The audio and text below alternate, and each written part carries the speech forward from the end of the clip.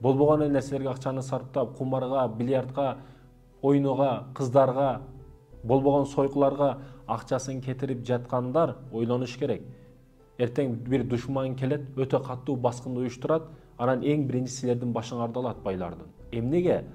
Бардык сейфтеги акчаңарды алат, бардыгын чыгарат, алтын күмүшүңөрдү алат, ортого чогултат дагы эң биринчи байлардын башына алат дейт. Эмнеге? Неге себептен? Себеби ушунча байлыгыңар бар эле, ушунча долларыңар бар эле, ушунча алтын күмүшүңөр бар эле. Артыңардан келе жаткан мусулмандарды, бир туугандарды, өзүңөрдүн мусулманыңарды окутушуңар керек эле. Курал жасашыңар керек эле, өнүгүшүңөр керек эле, илимге акча тигишиңер керек эле. Эгерде ушул силер байлар акылыңар иштетип, ушу өзүңөрдүн мусулман бир тууганыңарды кошунаңар окуй албай жүрөт, медресеге акча жетпей жүрөт, же Америкага барып окутуп келгенге акчасы жетпей жатат.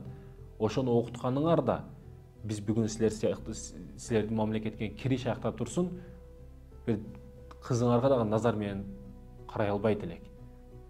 Силерден бүгүн намыс жоголду, силер байлар себепчисиңер деп биринчи башты ошол байлардан алышты баштайт. Ошондуктан бүгүн акчаны сейфте ар жерде сактап, себепсиз эле чачкандар өтө каттуу ойлоңула, акыретте каттуу жооп бересиңер. Акчалуулар ойлоңула. Жөн эле кыздарга, жөн эле көчөдө сарптап, бильярдта, түнкү клуб жөн эле жүргөндөр